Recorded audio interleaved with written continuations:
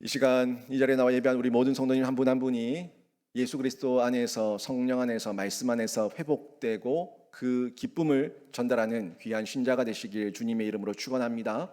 아멘. 사람이 사는 모습을 보면 이 사람이 어떤 사람인가 하는 걸 조금은 느끼죠.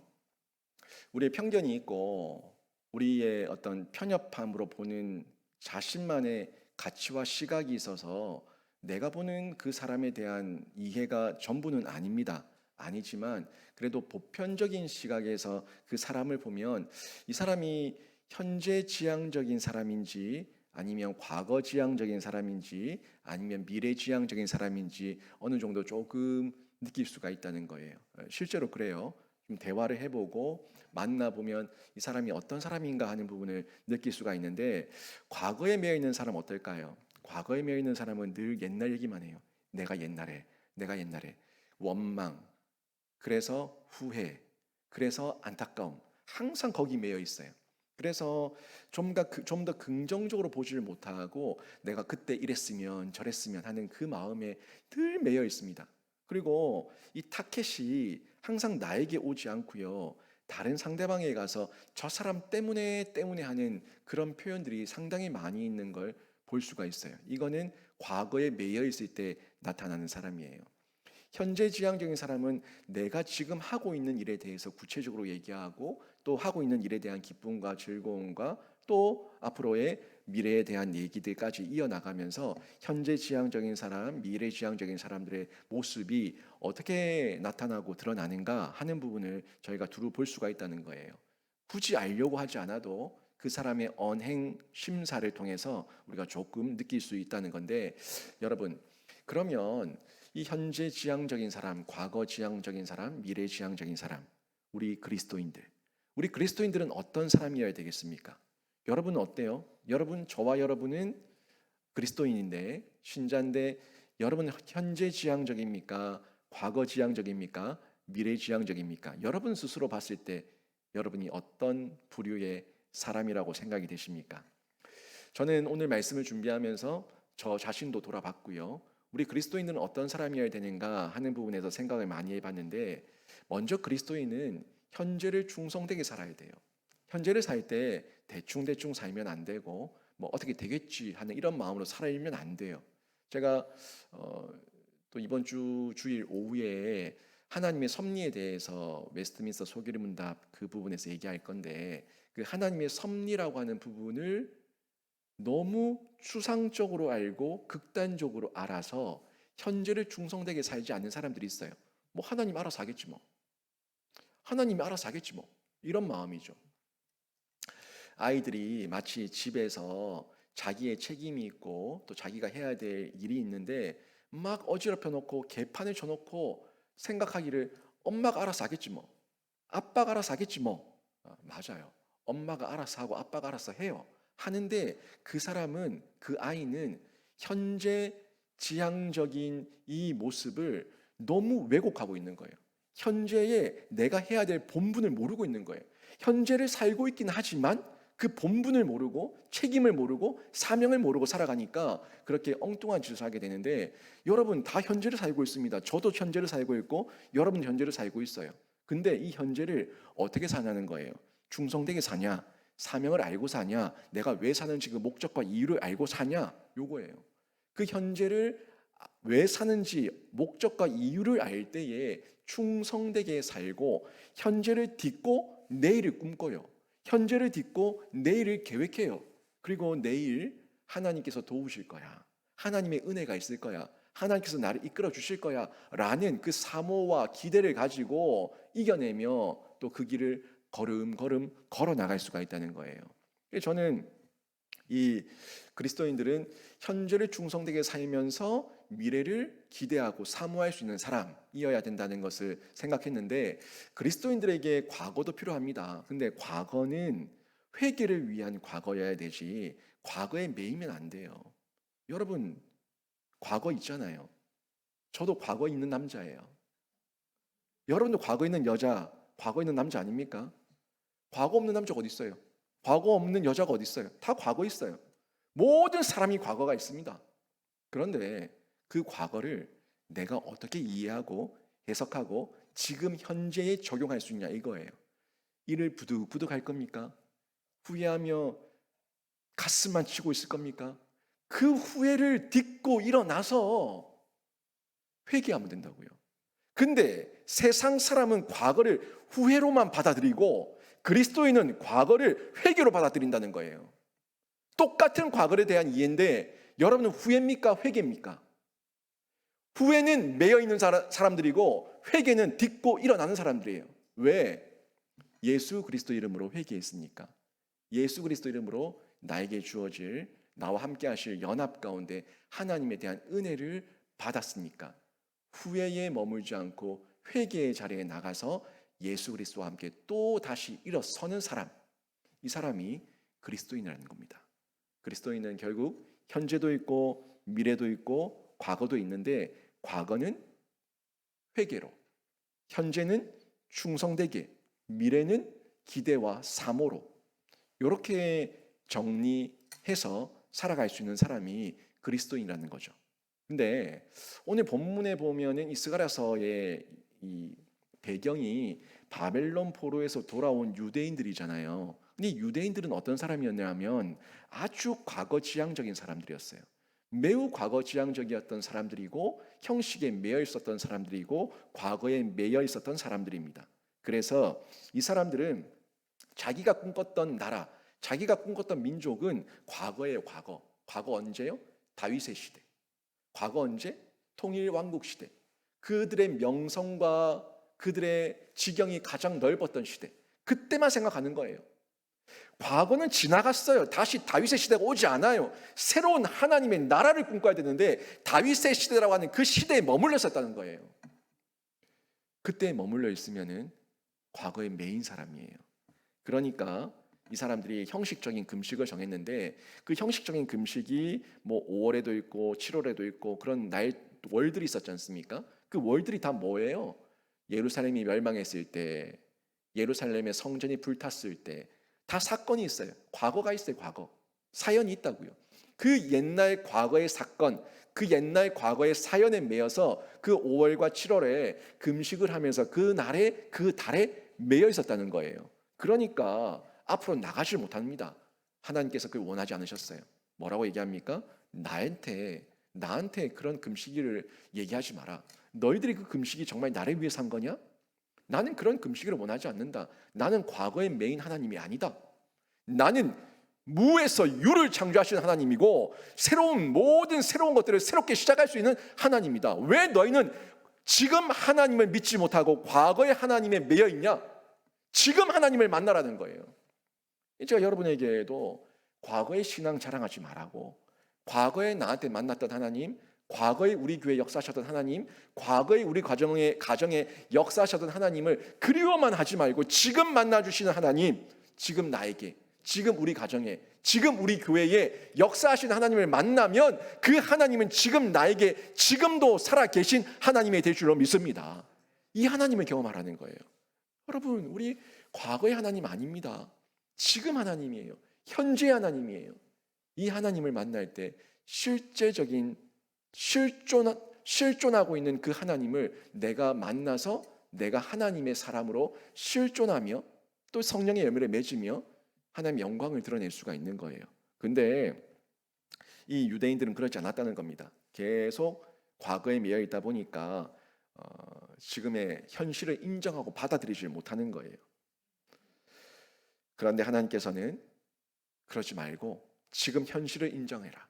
지금을 받아들인다는 것은 과거에 우리의 잘못을 인정하는 거고, 과거를 받아들이면 회개하고, 회개하면은 현재를 충성되게 살고, 현재를 충성되게 살면 미래를 사모하며 기대할 수가 있는데 그 과거가 해결되지 않으니까 매여 있으니까 그러지 말라고, 이제 좀 벗어나라는 회복의 메시지를 오늘 본문에서 전해주고 있는 거예요. 너희들 과거에 매이지 마라. 과거와 비교할 수 없는 부흥, 과거와 비교할 수 없는 놀라운 새 일을 내가 너희들에게 행하겠다 하는 이 메시지, 오늘 본문이 전해주고 있는 겁니다. 새 시대를 허락하시겠다는 건데 그 새 시대에 너희에게 약속했던 그 언약이 아직도 유효하다는 하다고 말씀해 주고 있어요. 사실 바벨론에서 돌아온 이 유다 백성들, 그들에게 가장 큰 혼란은 뭐냐면, 가장 큰 혼돈은 우리의 귀환이 과연 무엇을 의미하는가 하는 거예요. 우리가 왜 여기 돌아왔냐? 지금으로 얘기하면 여러분이 내가 우리 교회에 왜 앉아 있냐? 내가 영신교회에 왜 왔냐? 내가 이 직장에 왜 왔냐? 내가 이 나라와 민족과 이 땅에 왜 살고 있냐? 이거예요. 우리가 여기 귀환한 이유가 뭐냐? 여기 나를 보내신 이유가 뭐냐? 여기에 대해서 유다 백성들이 상당히 혼돈하고 있었다는 거예요. 그 혼돈이 두 가지였어요. 유다 왕국의 복구야? 아니면 돌아온 사람들을 통해서 새로운 나라의 시작이야? 뭐야? 이 혼돈이었어요. 다시 다윗 왕조의 부흥이야? 부활이야? 아니면 새로운 나라의 탄생이야? 요거예요. 지금 나라는 망했잖아요. 남유다는 바벨론에 의해서 망했고 지금 바사 제국이에요. 바사 제국. 유다라는 나라는 없어요. 근데 지금 속국인 자기들이 여기서 포로 귀환해서 유다 나라를 다시 만들어야 되는 거야? 아니면 하나님께서 여기 나를 보내신 이유가 뭐야? 새로운 나라를 만들라는 거야? 뭐야? 이 혼돈 가운데 굉장한 갈등을 하고 있었다는 거예요. 이 부분을 저희가 잘 이해해야 되는데, 대부분의 사람들이, 유다 백성들이 미래를 꿈꾸지 못했어요. 뭐에 매였어요? 유다 왕국의 부활, 이 과거지향적인 모습에 매여서 유다 왕국을 다시 만들라는 줄 착각하고 있었다는 거예요. 마치 11세기, 13세기에 중세시대에 십자군 운동이 있었잖아요. 십자군 운동을 일으켰던 그들은 옛날 과거 이 로마 시대 그리고 교회 부흥 시대에 전체적으로 가졌던 그 땅들, 지금 무슬림, 이슬람에게 빼앗겼던 그 땅들을 다시 회복하자라고 하는 그런 모토를 가지고 시작했어요. 물론 굉장히 변질되어 가지고 나라와 민족 간에 큰 갈등만 만들고 아픔만, 상처의 골만 깊이 만들고 말았는데, 탐욕을 채우는 전쟁으로 전락하고 말았는데, 그런 외형적인 나라를 일구는 것, 이걸 꿈꾸고 있었다는 거예요. 십자군 운동을 일으킬 것이 아니라 복음의 전초 기지를 만들고 복음으로 하나가 되게끔 해야 되는데, 외적으로 찌르고 죽이고 부수고 박살을 내서 군사적으로 무력으로 나라를 만든다? 이게 십자군 운동의 결국에 행태가 되지 않았습니까? 결국에 지금 유다 백성들도 꿈꾸고 있는 게 이런 거예요. 정치적 메시아, 군사적 메시아, 힘으로 이 바사 제국과 대항할 수 있는 우리의 메시아, 예수님 때가 되어도, 예수님 때가 되어도 로마 제국과 대적할 수 있는 메시아, 정치적, 군사적, 우리 백성들을 굶주림에서 건져낼 수 있는 메시아, 모든 게 외적이었어요. 외적. 영적으로는 전혀 이해를 못했어요. 외적으로만 보고 있으니까 과거에 매여 있다는 거예요. 외적인 다윗 왕조 때, 이스라엘의 부흥의 시대 때 있었던 그 부귀영화, 그 명성, 여기에 매여서 한 발자국도 못 나가고 있었다는 거예요. 근데 하나님은 내가 원하는 나라, 내가 세우고자 하는 나라는 그런 나라가 아니야. 나는 새 나라를, 새 시대를 세우기를 원해 하는 메시지를 던지고 있어요. 14절 말씀 보십시오. 만군의 여호와가 이같이 말하노라. 너희 조상들이 나를 경노하게 하였을 때에 내가 그들에게 재앙을 내리기로 뜻하고 뉘우치지 아니하였으나, 지금 하나님께서 너희가 잘못했을 때, 그러니까 조상들이죠. 너희 조상들이 잘못했을 때 내가 너희들을 다 쓸어버리려고 작정했는데, 너희들을, 이 나라를 망하게 하고 너희들이 포로로 끌려가게끔 내가 작정을 했는데, 뜻을 세웠는데 내가 그걸 뉘우치지 않았다. 이 번역이 좀 이상한데, 뉘우치지 않았다, 이거는 내가 돌이키지 않았다는 거예요. 내가 그 마음과 내 하나님의 뜻과 계획을 돌이키지 않았다. 여전히 유효하다. 너희가 언약을 어겨서 너희를 이방 나라에 무너뜨리고 이방 나라에 끌려가게 했었던, 재앙을 내렸던 내 뜻은 여전히 돌이키지 않았고 유효하다 하는 이 얘기를 하고 있는 거예요. 결국에 이 귀환은 유다 왕국을 복구하기 위하심이 아니다 하는 걸 전해주고 있죠. 결국 돌이키지 않았다. 나는 이 나라, 너희들의 그 썩어 빠졌던 너희 조상들의 나라를 무너뜨리고 새 시대, 새 나라를 건설하기를 원하신다 하는 이 내용이 지금 이 14절 속에 돌이키지 않았다, 뉘우치지 않았다라는 말씀 안에 포함되어 있는 거예요. 그리고 하나님께서는 새 시대를 열고 새 나라를 세우실 작정인데, 그런데 중요한 거는 이 이스라엘 민족 가운데 혼돈은 뭐냐면, 아니 하나님, 그러면 완전히 새로운 민족을 택하시고 완전히 새로운 장소를 택하셔서 새로운 나라를 세우시지 왜 하필이면 망해서 쫓겨났던 우리 그 민족이고 그 땅입니까? 하는 요걸 얘기하고 있는 거예요. 여기서도 보세요. 여기서 이렇게 이해해버리면은 이스라엘 민족은 또 혈통을 얘기하고 있어요. 또 육적인 땅을 얘기하고 있어요. 예루살렘 땅 똑같은 땅이고 혈통, 유다 민족 똑같은 혈통이니까 하나님 왜 하필이면 우리입니까? 왜 하필이면 이 땅입니까? 결국 그들의 이야기는 똑같은 되돌림. 왜 우리입니까? 하는 말 속에서 하나님 앞에 외적인 보양에서만 묻고 있다는 것을 보게 되는 거죠. 이유는 딴 게 아니에요. 하나님께서 인자하시기 때문이에요. 인자하시고 신실한 성품 때문에 하나님께서는 그들에게 다시 한번 약속하시는 거예요. 무슨 약속하셨냐면 창세기 17장 7절에 아브라함과의 약속이 있는데 그 아브라함과의 약속이 여전히 유효하기 때문에 얘기하고 있는 거예요. 하나님은 언약을 폐기하지 않았다는 겁니다. 언약은 너와 나 사이에 맺었는데 언약을 폐기한 자는 너희지 나는 너희와의 언약을 폐기하지 않았다는 겁니다. 내 언약을 어기고 내 언약대로 하지 않아서 재앙을 당한 건 너희의 잘못이지 내가 언약을 병개하고 언약을 어겨서 너희가 이 고생을 하는 게 아니야 이겁니다. 만약에 하나님께서 그들을 버리셨다면 너희 쓸데없다, 너희 필요 없다, 너희는 다 쓸어버리고 다 죽여버리고 내가 새로운 민족을 택할 거야 라고 얘기한다면 창세기 17장 7절에서 하나님께서 뭐라고 얘기하셨어요? 너와 나의 언약은 영원한 언약이고 나는 너의 후손의 하나님이 되리라 하는 그 말씀을 어기는 거예요. 아브라함에게 너와 나 사이에 맺은 이 언약은 영원한 언약이다, 나는 너의 후손의 하나님이 되리라 분명히 말씀하셨어요. 그 말씀은 여전히 유효하다는 걸 전해주고 있는 거예요.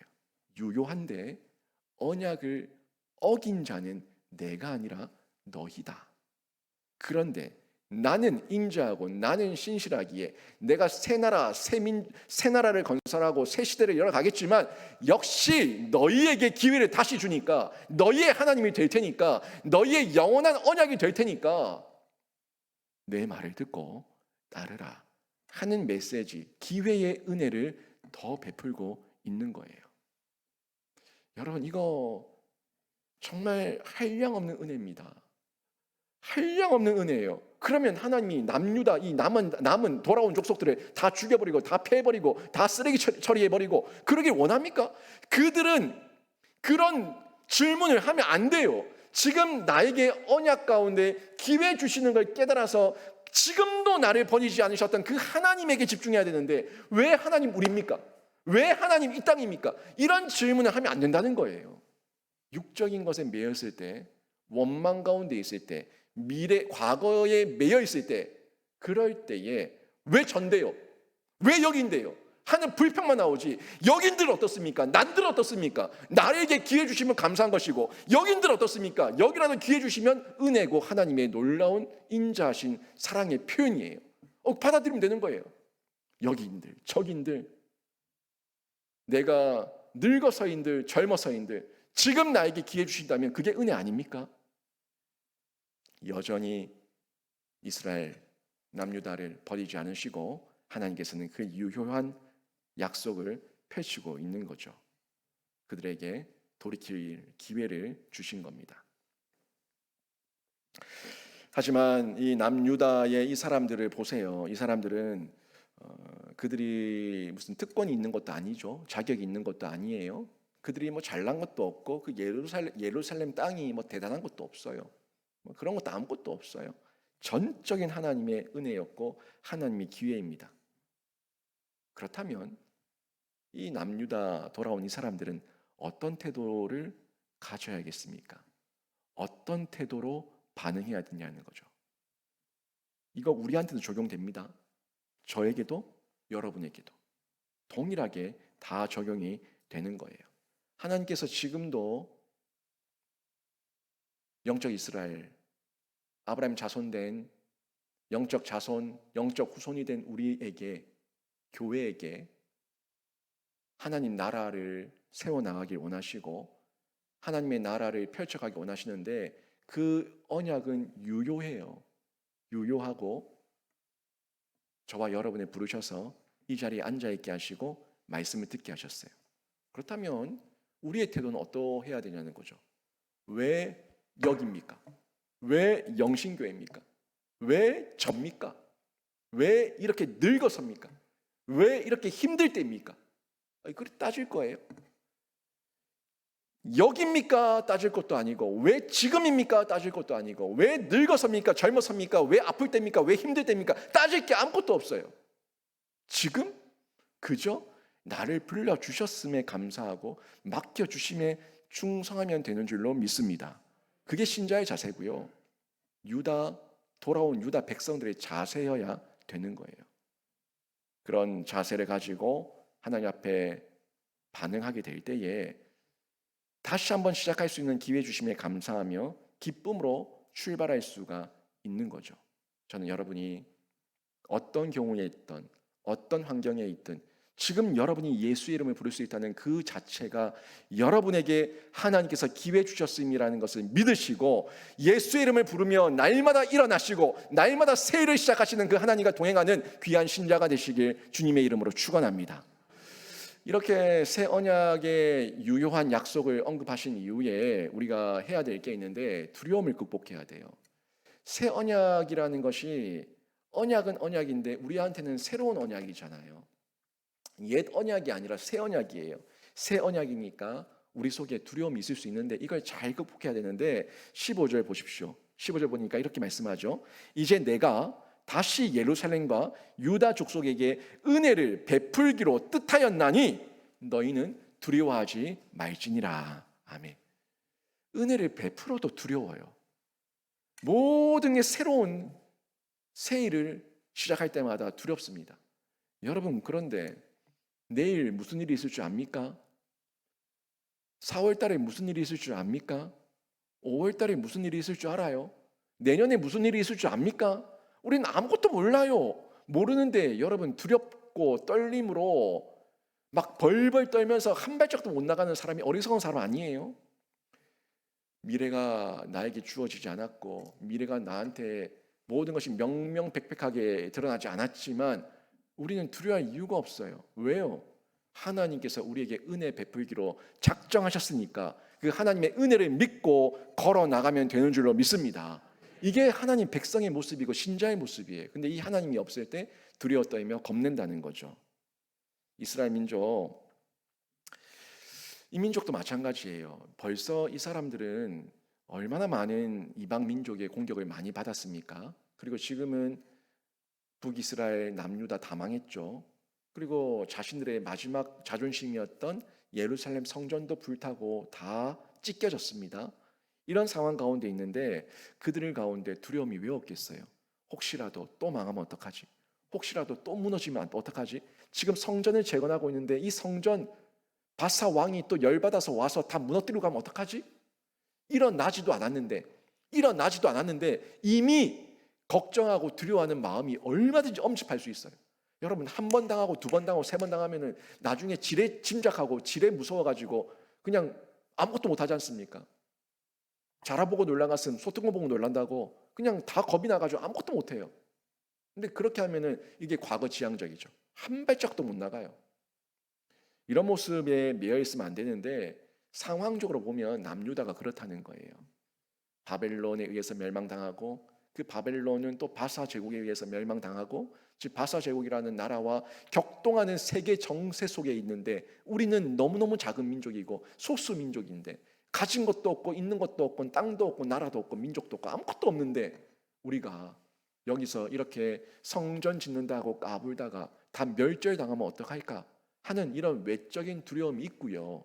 또 한편으로는 그래도 전수받은 신앙이 있어가지고 하나님 말씀대로 순종하지 않으면 하나님께 벌 받으면 어떡하냐 하는 이런 마음도 있어요. 영적으로 외적으로 모든 면에서 어느 것 하나 마음 편하지 못한 민족이 지금 남유다 민족의 현실이라는 얘기예요. 거기다가 그래도 살만에 썼던 바벨론 땅을 버리고 지금 예루살렘으로 와서 예루살렘에서 성전을 짓는다고 이 고생을 하고 있는데 한 번도 자기들이 살아보지 않았던 땅이고 한 번도 살아보지 않았던 길이에요. 그런 길을 걸어갈 때 얼마나 두렵겠냐는 거예요. 그래서 우리 현대인들도 그렇지 않습니까? 예측 가능하고 익숙한 것, 그래도 내가 계획하고 예측할 수 있는 그 범위 안에서 움직이는 걸 좋아하죠. 갑자기 뻥뻥뻥 일 터지는 걸 별로 안 좋아해요. 계획적인 걸 좋아하지. 저도 그런 사람이에요. 갑자기 뻥뻥 터지는 건 굉장히 불편해요. 계획적이고 예측 가능한 범위 안에서 이 일들이 차근차근 진행될 때 안정감을 누리는 게 현대인들의 모습인데, 아무튼 이 남유다 사람들도 그렇게 살고 싶은 마음이 왜 없었겠냐는 거예요. 그런데 하나님께서 옮기시고 보내셔서 그래도 그나마 신앙이 조금 있는 사람들이 남유다로 돌아온 거예요. 근데 살아보니까 녹록지 않은 거죠. 살아보니까 마음이 막 녹아내리는 거예요. 살아보니까 마음의 짐이, 무게가 너무 큰 거예요. 그래서 낙담하고 좌절하고 절망하고 있는데 그들에게 15절 말씀 뭐라고 말씀하셨어요? 두려워하지 마라. 두려워하지 마라. 내가 너에게 은혜 베풀기로 뜻하였고 작정했고 계획을 세웠고 실행할 것이다. 그러니까 두려워하지 마라. 이 말씀을 전해주고 있는 거예요. 그러면서 16절 17절에서 이것만 지키라고 얘기하고 있어요. 16절 17절 말씀 보십시오. 너희가 행할 일은 이러하니라. 너희는 이웃과 더불어 진리를 말하며 너희 성문에서 진실하고 화평한 재판을 베풀고 마음에 서로 해하기를 도모하지 말며 거짓 맹세를 좋아하지 말라. 이 모든 일은 내가 미워하는 것이니라. 여호와의 말이니라. 두려워하지 말라라고 말씀하고 너희는 이것만 행하라 얘기하는데, 돈을 모아라, 집을 지어라, 성을 크게 쌓아라, 무역을 해라, 무기를 만들어라, 전차를 만들어라. 없죠? 없어요. 외적으로 육적으로 창고를 만들고 금은 보화를 쌓고 곡식을 쌓아두고 불량미를 쌓아두고 병사를 키우고 없어요. 뭘 얘기하는 거예요? 지금 길게 이야기하고 있지만 이웃과 더불어 진리를 말하라. 성문에서 진실하고 화평한 재판을 베풀라. 마음에 서로 해하기를 도모하지 마라. 거짓 맹세하지 마라. 이 모든 일은 내가 미워하는 것이다. 여러분, 이거 10계명에 나왔던 이웃 사랑에 대한 계명의 축소판 아닙니까? 결국 뭘 얘기하고 있는 거예요? 너희들의 그 부귀영화를 너희가 계획하고 너희가 꿈꾸고 너희가 뜻을 세우지 말고 내가 세운 뜻대로 너희가 행하는데, 내가 세운 뜻대로 너희들이 이끌 것인데 너희는 먼저 하나님을 사랑하고 이웃을 사랑하라. 이게 구별된 백성의 태도고 자세고 마음이다 하는 부분을 전해주고 있는 겁니다. 한 가지예요. 결국 요구는 한 가지예요. 길게 얘기했지만 16, 17 길게 얘기했지만 한 가지예요. 사랑하라. 이걸 굳이 나눈다면 하나님 사랑, 이웃 사랑이에요. 사랑하라. 여호와의 말이니라. 이 말씀을 전해주고 있는데요. 여러분, 우리는 사람이라서 외적인 부분에 마음이 늘 흔들립니다. 저도 예외가 아니고요. 사람이요, 가난하더라도 하나님 안에서 없으면요, 자족을 배우고 하나님을 의지합니다. 그 사람은 외적으로는 가난하다 할지라도 영적으로 부요하기 때문에 자족을 배운다고요. 자족을. 그런데 사람이 하나님 없이 가난하면은 자족이 없어요. 표독해지고요, 편협해지고요, 이기적이 됩니다. 여러분, 제가 뭐 많이 가진 것 같아요? 없어요. 저도 우리 성도님들 힘들게 사는 것처럼 저도 힘들게 살고 있고요. 저도 이래저래 빠듯빠듯하게 살아요. 근데요, 다들 힘들게 살고 있는데 어떻게 보면 저는 영신교회 오기 전이 저한테는 더 외적으로 부유했습니다. 저는 어떻게 보면 영신교회 오고 나서 더 가난해졌어요. 그런데요, 하나님 있을 때 제가 자족하는 저를 봤고요, 제 마음에 하나님 없이 육적으로 생각할 때 표독해지고 편협해지고 내 마음 가운데 이기적이 되는 내 자신을 제가 발견했어요. 이건 제 실존의 제 고백입니다. 바뀐 건 아무것도 없어요. 근데 제가 은혜가 충만하고 하나님의 은혜 아래에 있고 하나님과 연합되어 있는 중에 있으면은 전혀 불편하지 않아요. 전혀 화가 나지 않아요. 전혀 마음에 실망이 없어요. 근데요, 이게 하나님보다 사람의 육적인 마음이 확 들어오면요, 이게 견딜 수가 없어요. 이 사람의 심리가 기복이 얼마나 심한지 견딜 수가 없어요. 여러분 다 동일할 겁니다. 여러분 가난하다, 가난하다. 내가 왜 이렇게 사냐, 내가 왜 이렇게 사냐. 그 얘기 하시지 마시고 예수 안에서 먼저 부유해진 여러분을 발견하시길 주님의 이름으로 축원합니다. 예수 안에서 부유해진 내 자신, 예수 안에서 부유해진 내 심령을 발견하게 되면요, 자족이라는 것이 뭔지 그때야 여러분이 깨닫게 되는 거예요. 이거는 사람이 말해서 깨달아지는 게 아니에요. 내가 예수 만나야지 깨닫는 은혜입니다. 지금 이들에게 지금 외적인 상황 가운데 국가 정세, 국제 정세, 자신들의 어떤 경제적인 형편과 상황 모든 게 녹록지 않은 상황인데 그들은 지금 외적으로 전전긍긍하고 있는데 하나님께서는 내가 너에게 은혜 베풀기로 뜻을 세웠으니까 너희는 이것만 행하라. 뭐? 사랑하라. 정직하고 진실하고 화평하고 진리 안에서 말씀 안에서 사랑하라. 요 얘기만 전해주고 있다는 거예요. 지금으로 말하면 이 무한 경쟁 시대에 너희 인간들아, 너희 예수 믿는다고 말하는 신자들아, 잔머리 쓰지 말고 진리 안에서, 복음 안에서, 말씀 안에서 하나님 앞에서 정직하고 하나님 앞에서 사랑하라. 이 메시지를 전해주고 있는 건데 저는 여러분이 이런 진리 안에서 자유한 은혜를 누리시길 주님의 이름으로 축원합니다. 이어서 내용 계속 보세요. 18절 19절 보니까 하나님께서 원하시는 내용을 쭉 또 이어서 말씀하시는데 내가 이런 걸 원하지 않는다고 얘기하는 거예요. 보세요.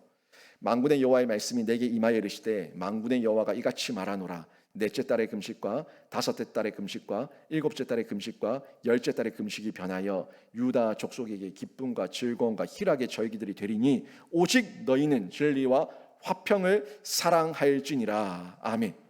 이 말씀 마찬가지예요. 근데 저는 다섯째 달, 일곱째 달, 앞부분에는 다섯째, 일곱째 달만 얘기했는데 여기 보니까 넷째 달, 다섯째 달, 일곱째 달, 열째 달. 아이고, 이 과거에 더 많이 매여 있네.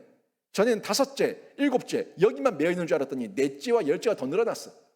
얼마나 과거의 사연에 많이 매여 있는 유다 민족이었는가 하는 것을 보게 되는데 이제는 그 형식의 금식과 과거에 매인 모든 것들을 끊어라. 금식이 변하여 기쁨과 즐거움과 희락의 절기들이 되리라 말씀하고 있다는 거예요. 예수 안에 있을 때, 하나님 안에 있을 때, 언약 아래에 있을 때, 은혜 아래에 있을 때 금식에 매여 있는 자가 아니라 기쁨과 즐거움과 희락과 희락의 절기가 되어서 환희의 절기로 하나님을 예배하는 예배의 자리로 다시금 나오게 된다는 거예요. 너희는 과거에 매여 있지만 이제 너희의 이 모든 절기는 기쁨의 날이 될 것이라는 걸 전해주는데 오직 너희는 뭐라고 얘기해요? 마지막에 또 여전히 반복. 오직 너희는 진리와 화평을 사랑할지니라. 아멘. 하나님 사랑, 이웃 사랑이에요. 진리는 하나님의 말씀이 진리인데 하나님이에요. 화평은 이웃과의 관계죠. 하나님 사랑, 이웃 사랑, 이 사랑할지니라 라고 말씀하고 있는 걸 볼 수가 있습니다. 과거를 기억하는 건 잘못이 아니에요. 과거를 기억하는 건 잘못이 아니지만 딛고 일어나면 되는데 딛고 일어나지 못하면 문제가 되고 올무가 되고 함정이 되는 거예요. 이제는 일어나야 됩니다. 딛고 일어나서 새 일을 기대하고 새 일 행하실 하나님의 역사를 사모해야 되는데 여러분 여러분의 과거 있죠. 아픔 있죠. 고통 있죠. 해결되지 않은 관계 있죠. 그 모든 문제들이 이제 예수 그리스도 안에서 끊어지고 바뀌고 변화되어서 기쁨과 즐거움과 환희의 새날들을 기대하는 신자로 여러분이 일어서시길 주님의 이름으로 축원합니다. 그때 우리가 이 새 언약을 우리가 받아들여서 내가 회복되니 회복의 기쁨을 전파할 수가 있는 거예요. 하나님의 백성은요, 회복된 백성입니다. 하나님의 백성은 과거의 메인 백성이 아니라 하나님의 백성은 새 백성이고 하나님의 회복 안에 있는 백성이에요. 그래서 이 회복을 통해서 전파하게 되는데 변화가 일어나는 거죠. 제가 저 자막을 안 고쳐서 줬군요. 회복의 안내라고 했다가 안내라는 표현보다는 제가 전파가 더 강력하겠다 싶어서 전파라고 바꿨는데 처음에는 회복의 안내자 이렇게 제목을 적었다가 우리 가이드란 얘기죠. 예수 믿은 우리가 예수 믿지 않은 사람들을 주께로 인도하는 안내자, 가이드 이렇게 얘기했는데 바꿨네요. 회복의 전파. 예. 우리가 전하는 거예요. 회복된 사람이 그 회복의 기쁨을 알거든요. 회복된 사람이 그 회복의 감격을 알거든요. 전파하는 거죠. 20절과 21절 보십시오. 만군의 여호와가 이와 같이 말하노라. 다시 여러 백성과 많은 성읍의 주민이 올 것이라. 이 성읍 주민이 저 성읍에 가서 이르기를 우리가 속히 가서 만군의 여호와를 찾고 여호와께 은혜를 구하자 하면 나도 가겠노라 하겠으며. 아멘. 여러분 여기 의미가 좀 느껴지세요? 사실 우리 개정 성경이 한문 성경을 번역하게 돼가지고 좀 어렵게 느껴져요. 말투가 어투가 문어체고 그래서 어렵게 느껴지는데 이제 예수의 복음을 전하니까 다른 백성들이 많은 성읍 주민들이 주께로 돌아오고 그들이 막 서로 얘기하기를 우리도 속히 가자, 우리도 하나님께 가자, 하나님께 은혜를 구하자 하는 이런 놀라운 변화와 부흥의 역사가 일어난다는 이 얘기가 지금 20절, 21절의 말씀이에요. 교회의 일원인 우리가 신자들이 먼저 회복되면 그 회복된 기쁨을 전파하겠죠. 전파할 때 여호와를 찾는 자들이 여호와께서 선택한 자들이 주께로 돌아오는 역사가 일어나는데 오늘 본문의 이 예루살렘이 교회예요, 교회. 이 오늘 본문 가운데 예루살렘이라고 하는 이런 표현들이 나왔던 거를 교회로 바꿔도 아무 이상이 없습니다. 결국 그 예루살렘은 새롭게 세우실 새 예루살렘, 교회를 예표하고 있는 표현들이거든요. 이 교회예요. 우리가 교회의 백성이 되었고 예루살렘의 백성, 교회의 백성, 교회의 신자, 교회의 일원이 되었어요. 일원이 되어서 밖으로 나가서 하나님의 그 은혜와 기쁨을 자랑하고 전파하는 것. 이게 복음 전파죠. 전도죠. 선교죠. 그 얘기를 지금 구약에서부터 이렇게 말씀하고 있다는 거예요. 사람에게 당장 어려움과 아픔은 고통일 수 있습니다. 저도 순간순간 제가 예측하지 않았던 환경 가운데 아픔이 오고 또 슬픔이 오고 어려움이 오면은 힘들어요. 저도 사람인데 안 힘들겠습니까? 예측이라도 했으면은 대비라도 하고 있지. 대비 없이 갑자기 들이닥친 아픔, 이런 어려움은 굉장히 아파요. 누구든지 아픕니다. 그런데 아프지만 조금만 참아보면, 조금만 기다려보면 그 광야가 학교였어요. 그 광야가 학교였다는 것을 깨달을 때가 얼마 가지 않습니다. 우리 인생 짧기 때문에 하나님께서 이 땅 사는 중에 깨닫게 하시는 영역도 있거든요. 그 시간을 조금만 견디고 인내하고 절제하고 참아내고 지나고 나면 그때 그 시간이 나를 연단시키는 하나님의 광야였구나 하는 걸 발견하고 깨닫게 되죠. 지금의 멍해가, 지금의 십자가가 피하고 싶었지만 하나님의 은혜로 피할 수 없었고 하나님의 은혜로 질 수 있었고 이길 수 있었고 버틸 수 있었고 견딜 수 있었고 결국에 통과할 수 있었고 그리고 뒤에 돌이켜보면 이게 하나님께 가는 길이었구나. 내가 더 가난한 심령이었기 때문에 하나님을 더 찾고 기도할 수 있었구나 하는 걸 깨닫게 되는 거죠. 여러분, 정말 가난한 심령이 되고 정말 내가 부를 그 이름, 예수 그리스도의 그 이름밖에 없을 때, 그때가 하나님과 가장 민감한 때라는 걸 아십니까? 많은 신자들이 부유합니다. 많은 신자들이 교만합니다. 자만합니다. 세상에 붙들 지푸라기가 많습니다. 여전히 내 지갑에는 크레딧 카드가 있습니다. 그러면 하나님을 찾지 않습니다. 하나님을 부르지 않습니다. 내가 해볼 거 다 해보고 나서 내 힘으로, 내 방법으로 살면 되지, 왜 나약하게 굳이 하나님의 이름을 불러? 그들에게는 신앙의 순수함을 찾아볼 수가 없습니다.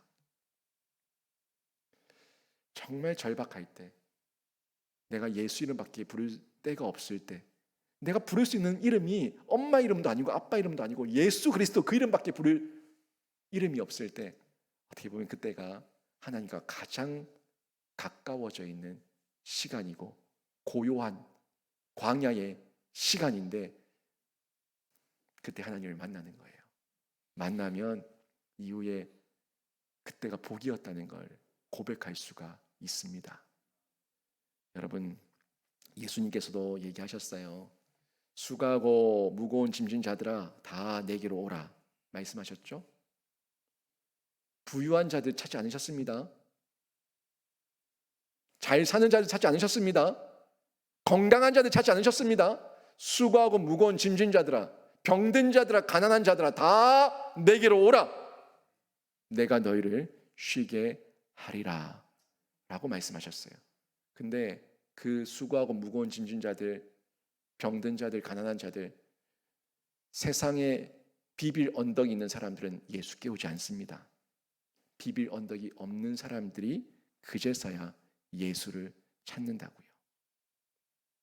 그리고 나서 왔더니, 예수께 왔더니 예수님께서 또 하시는 말씀이 나를 따르려거든 자기 십자가를 지고 멍에를 메라 라고 말씀하세요. 수고하고 무거운 짐진 자들아 오라면서요, 왔더니 또 십자가를 지고 멍에를 메라는 말은 무슨 말입니까? 의심하는 우리에게 내 멍에는 쉽고 가볍다 라고 말씀하신다는 거예요. 외형만 보지 말고, 껍데기만 보지 말고 맡기라, 의지하라, 신뢰하라, 사랑하라 하는 메시지 동일하게 전해주고 있다는 걸 볼 수가 있는데, 여러분 이 말씀 앞에 순종하시기를 바랍니다. 순종하시고 하나님께 여러분의 그 무거운 짐과 가난한 심령과 그 가난한 마음과 병든 몸과 병든 마음을 하나님께 맡겨드리면, 하나님께서 그 순종하는 여러분의 반응 가운데 여러분 개인도, 가정도, 우리 교회도 다시금 새 시대, 새 역사, 새로운 부흥의 놀라운 기적을 일으킬 수 있을 줄로 믿습니다. 문제는 언약이 바뀐 것이 아니라 언약을 믿지 못하는 나, 언약대로 행동하지 못하는 나, 언약대로 순종하지 못하는 나, 언약 앞에 반응하지 못하는 나, 육적으로만 바라보고 있는 나, 내가 문제지 하나님은 여전히 유효한 언약 가운데 변함없는 언약으로 우리에게 사랑과 약속을 주고 있는 줄로 믿습니다. 이거 붙으셔야 되는 거예요. 우리 안에 그러기 위해서 기도 운동 일어나야 되고요, 말씀 운동 일어나야 되고, 성령 운동 일어나야 됩니다. 교회 일원으로 동참해야 돼요. 혼자 있지 말고 교회 일원으로 동참해야 돼요. 혼자 있으면 개미 동굴 속에 빠지는 거예요. 동굴로 들어가지 마시고, 비록 지금 터널 속이라고 하더라도 함께 있으면, 주님과 함께 있으면 내 발의 등이요 내 길의 빛 대신 그 말씀이 있기 때문에 또 통과할 수가 있고, 교우들과 함께 있고 성도들과 함께 있으면 또 함께 동력하며 받쳐주고 잡아주고 세워주고 함께 손잡고 가니까 그 길을 이겨낼 수가 있는 거예요.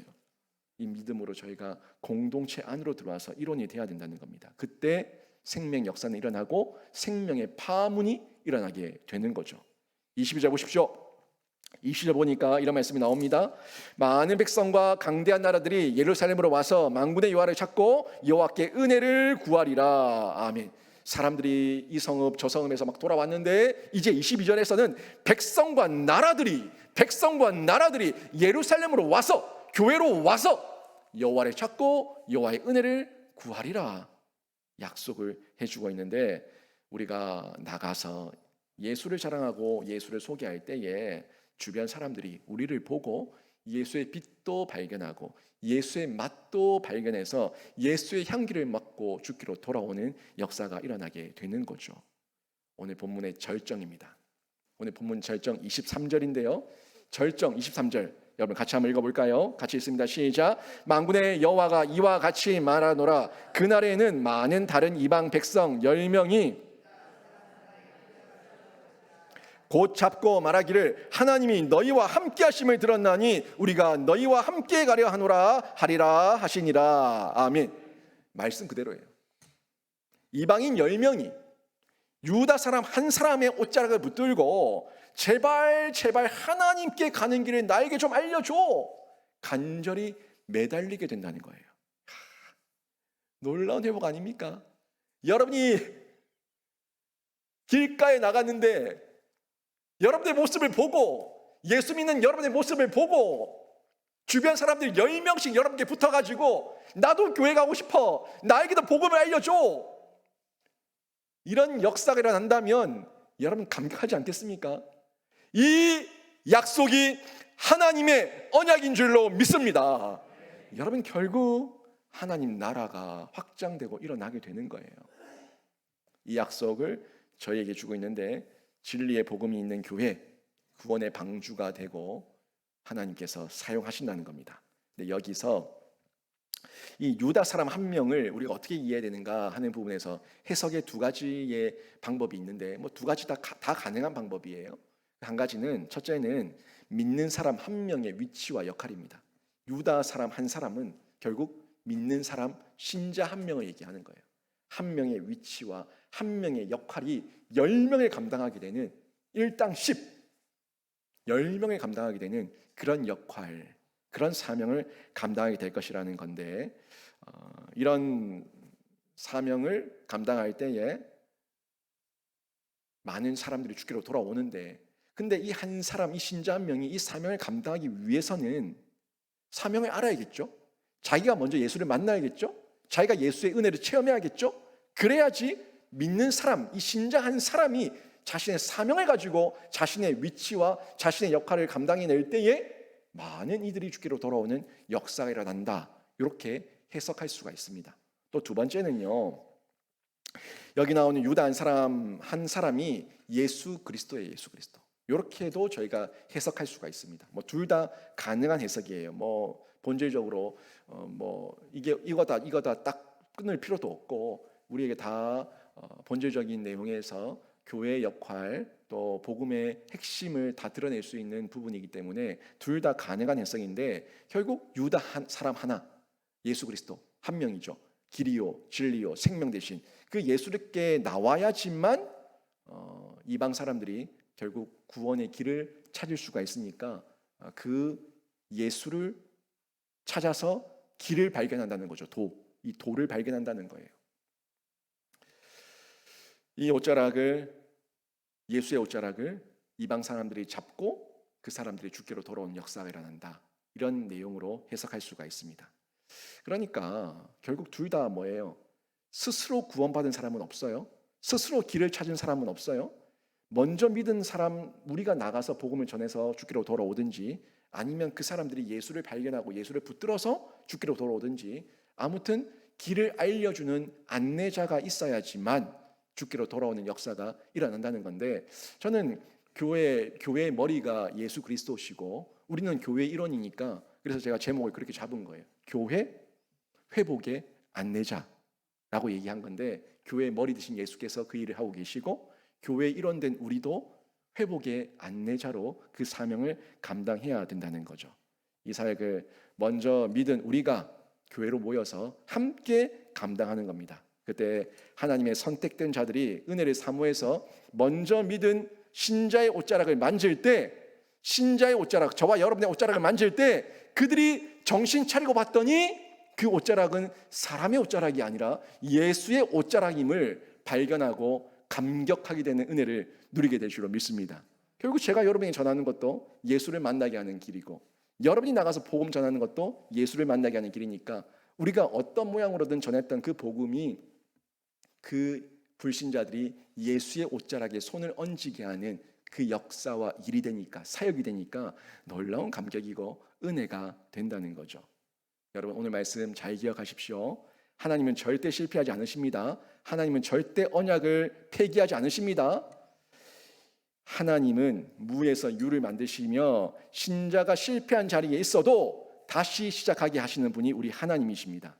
우리가 상상하는 과거의 복이 아니라 완전히 새로운 복을 예비하고 계신 분이 우리 하나님이십니다. 이제 과거에 매였던 모든 아픔과 원망과 상처를 다 버리고 예수 그리스도의 복음 안에서 새롭게 시작하는 우리 성도들, 신자가 되시길 바랍니다. 그때 우리는 예수의 생명이 필요한 또 다른 한 사람을 이끄는 옷자락이 될 것이고, 그들은 예수의 옷자락으로 인도받게 될 겁니다.